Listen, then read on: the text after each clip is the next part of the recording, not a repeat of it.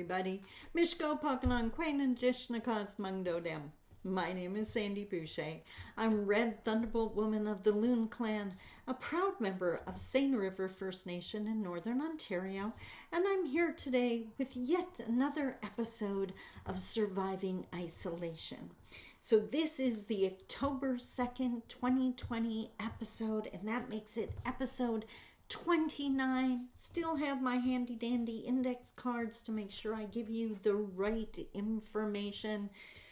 Episode 29. Wow, that's just never not going to blow me away. So before I say anything else, I did want to put out a huge welcome to all of my viewers. If you're watching this on YouTube, please like the video and don't forget to subscribe so you get notified of upcoming videos. If there's that little bell, make sure to click it. And if you're watching this on Shaw Spotlight, Chi for welcoming me back into your home. I absolutely appreciate it.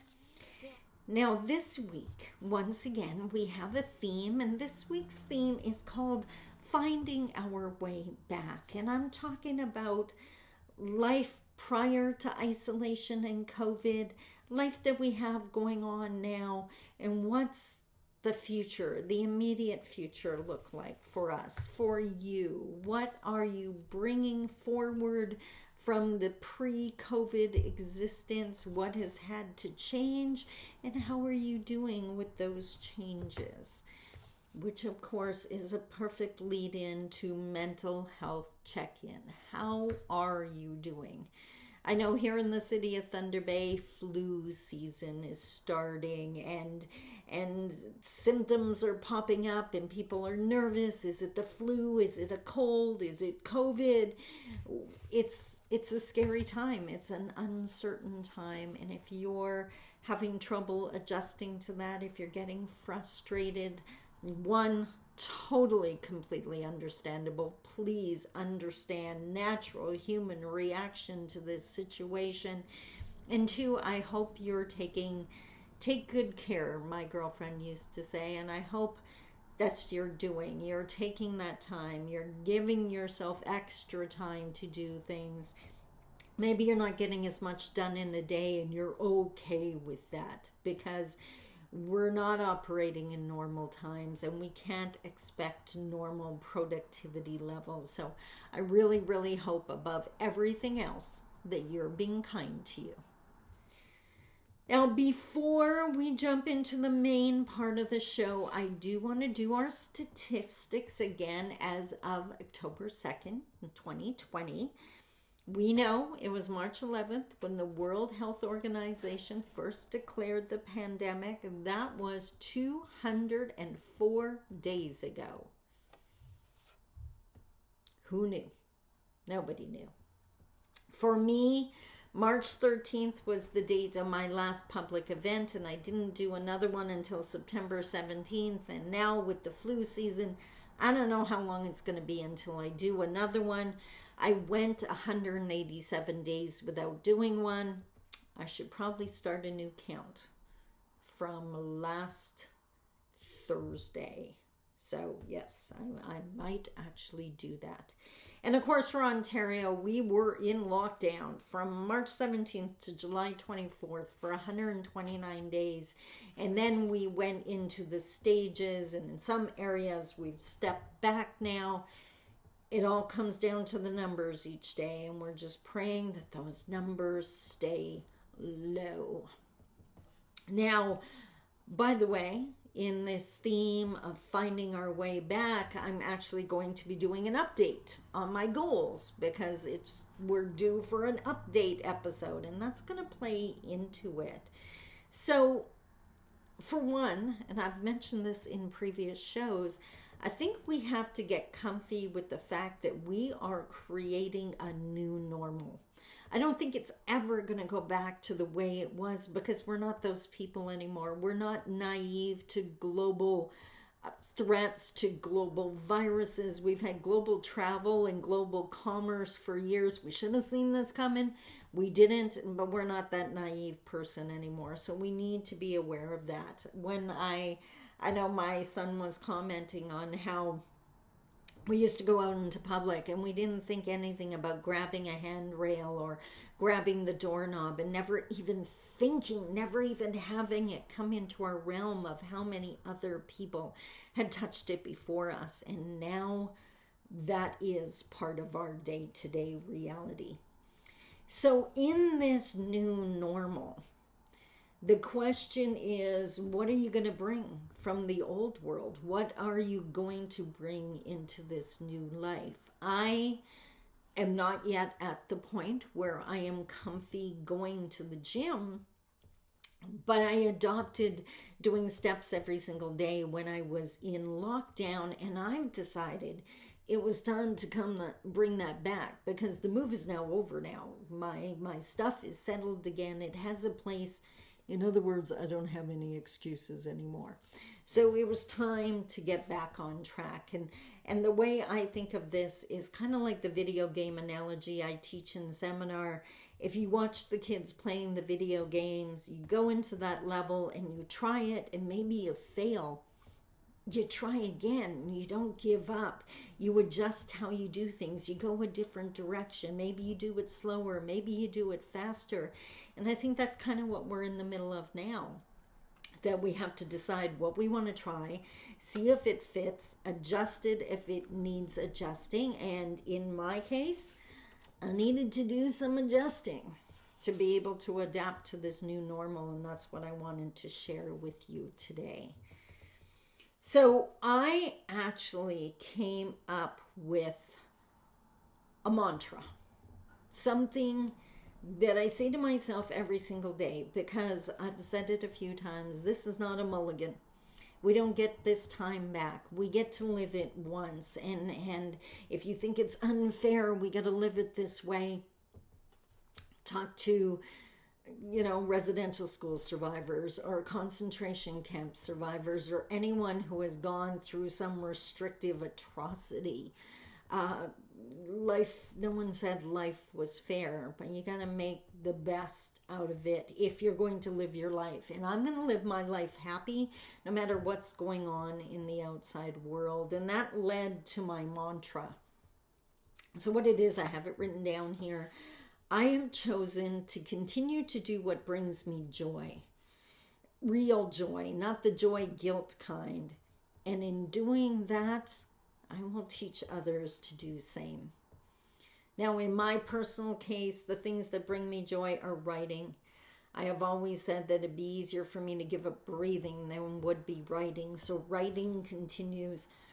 Learning is another one. I love feeding my brain more knowledge. I'm an Audible fan now. I'm still reading. Learning is huge. So writing, learning, walking, because to me, nothing feels better than honoring my body. Like, we were given our body so freely, and we take better care of our cars than we do our body. And that just no longer makes sense to me. So I love that feeling. And of course, sharing my knowledge, sharing my teachings. Our elders say wisdom is not for you, and wisdom is useless if it's not shared. So writing, learning, walking, and sharing.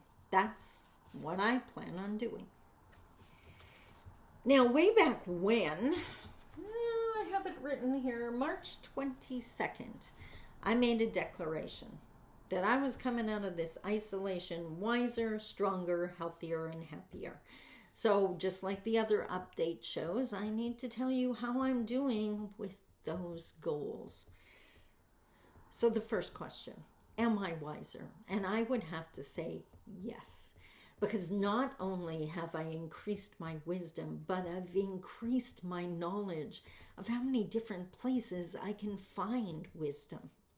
For one, I now belong to an international professional women's network. To hear the teachings, to benefit from the experience of all these women all over the world is mind-blowing. And it has added so much to my life and definitely increased not only my revenue potential, but the value of my company. Big changes coming, and I love it.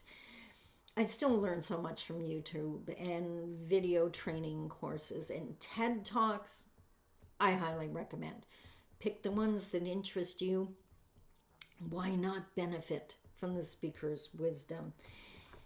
And for me, I've always said that when I do a seminar, I learn as much from the participants as I share with them, and they learn from me.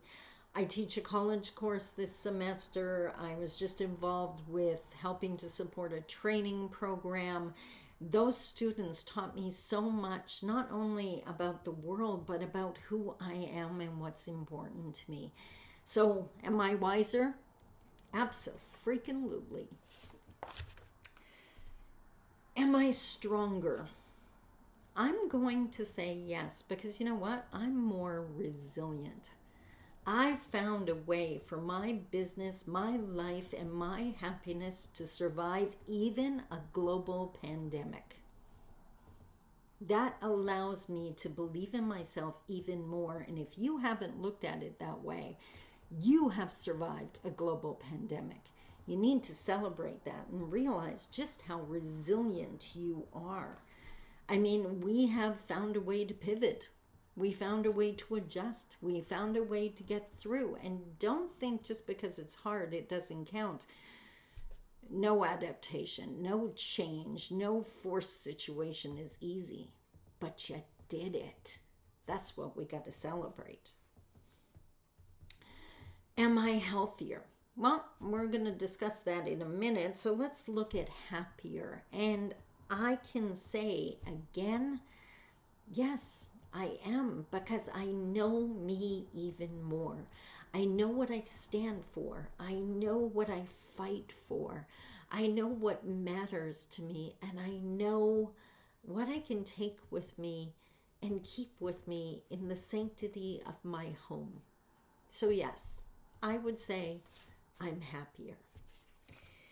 But we better look at healthier and get real here. So, first off, as you would know, if you've watched other shows of mine, you would know that on June 1st, I committed to doing 10 kilometers a day, which is, I think, right around 13,000 steps a day. And I am happy to report that I think for about a month and a half, 2 months, I was doing it. I was nailing it. I know I got the 750 mark, 750 kilometers. So that was 75 days in. Absolutely perfect. And then I moved. And keeping in mind that I work from home, this is my home office. So that meant not only my life moved, my home moved, but my office moved. Every aspect of my life moved. And I'm not someone that's super picky about having everything organized, but everything needs to have its place. When I go to put it away, I need to have a place to put it. And it took, I'm coming up on the 2 months mark since the official move, and I'm happy to report that everything has finally found its place. So I'm now back to being me. But, and this is where the video game analogy came in. I had to look at how I was doing things and get realistic about, is this going to fit in the future? Business is busy again. I'm not trying to find things to do to fill my time. I'm trying to keep up with my workload. So 10 kilometers, which takes about between 2 to 2.5 hours, that just wasn't working anymore. And I don't like setting goals that I'm not reaching. I'm just not that type. So what I did was set a goal for 5 kilometers a day on September 1st. Now, for the month of September, I'm going to own it. Most days I didn't reach that, but I kept the running total. Now that things have settled down, my goal is 5 kilometers, but I do 6, 7, 5.5, 7.5 a day. So I'm eating away at those kilometers I didn't get done. As of, to give you the numbers here, as of October 1st, with that adjusted goal, I should have done 1,075 kilometers, which sounds insane, but you can do it at either 10 or 5 kilometers a day. As of October 1st, I was at 822 kilometers. There is no way I'm beating myself up for doing 822 kilometers since June 1st, June, July, August, September, October, 5 months. 822 kilometers in 5 months. In my books, that's a win. Do I want to get back up to where I wanted to be? Absolutely, but I'm taking the win. Now, the one that us women love checking up on is the statistics. So I lost like 3 pounds almost instantly when I started doing this, and I've maintained that. I haven't lost any more. Truth be told, really not watching what I'm eating, hadn't been exercising, so I'm really happy that didn't go for the worse. As far as statistics, so we got bust measurement, waist and hips. I was surprised and slightly amused by the fact that, so first time I took measurements was June 3rd, and then so October 2nd, statistics, I've lost an inch in all of the above areas. And for those people out there that are going to cry over the fact that I lost an inch off my bust, can you say back fat? Yeah, not upset. Thrilled that I took an inch off my tush and an inch off my waist. That's just healthier. So that is my update. What was it again? Yes, I'm wiser. Yes, I'm healthier. Yes, I'm happier. I'm coming out of this on track. I'm coming out of this more resilient, more determined, and wiser. That's a win in my book. And you met Oreo last time. She's decided, I guess, she needs some attention now, so it'll be the perfect time to bring this show to an end. I am thrilled to be here with you 29 episodes later, and I will see you next week. Take care of you. Adjust. Create your new normal. Don't just put up with things. Decide.